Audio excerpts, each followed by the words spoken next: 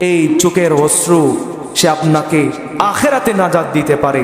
চোখের অশ্রু আপনাকে জাহান্নামের আগুন থেকে বাঁচাতে পারে। আল্লাহর ভয় আপনাকে জাহান্নামের আগুন থেকে বাঁচাতে পারে। আল্লাহর ইবাদত বন্দেগী আপনাকে জাহান্নামের আগুন থেকে বাঁচাতে পারে। এজন্য দিলকে নরম করেন। গভীর রজনীতে আল্লাহর মোহব্বতে চোখের পানি ছেড়ে দেন। নিজের গুনাহের কথা স্মরণ করে আল্লাহর কাছে চোখের পানি ছেড়ে দেন।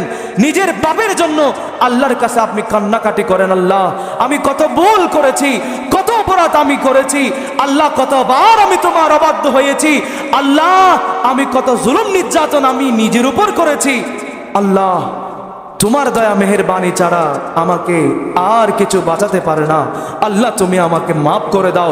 বলতে বলতে আপনি এই কথাগুলো বলতে বলতে আপনি চোখের পানি ছেড়ে দেন।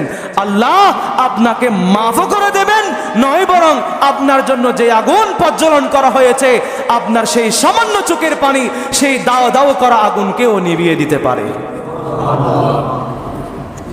এজন্য আপনি আল্লাহর প্রেমে সময় কাটান, আল্লাহর মহব্বতে আপনি সময় কাটান, আল্লাহর কাছে নিজের কৃতকর্মের জন্য আপনি লজ্জিত হন, আল্লাহর কাছে মাপ চান। এই জন্য বান্দার চোখের পানি এটা বড় দামি জিনিস। এজন্য আল্লাহর হাবিব বলেছেন এটা আল্লাহর দরবারে বড়ই পছন্দনীয়, এটা আল্লাহ বড়ই পছন্দ করেন।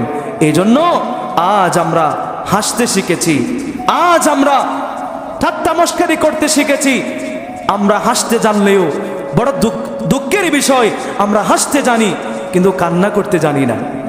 আমরা হাসতে শিখেছি, হাসতে জানি, আড্ডায় হাসি, পরিবারে হাসি, বন্ধুদের সাথে হাসি, যেদিকে যাই সেদিকে আমাদের হাসি আসে, কিন্তু কান্না আমাদের আসে না। কান্না আমরা করতে পারি না, কিন্তু কান্না আমরা করতে পারি না। এটা আমার নিজেকে এটা প্রশ্ন করার সময় হয়েছে যে নফস তুমি হাসতে পারো, কান্না কেন তুমি করতে পারো না? তুমি সব করতে পারো, চোখের পানি আনতে তোমার সমস্যা কোথায়? নিজেকে প্রশ্ন করার সময় হয়েছে।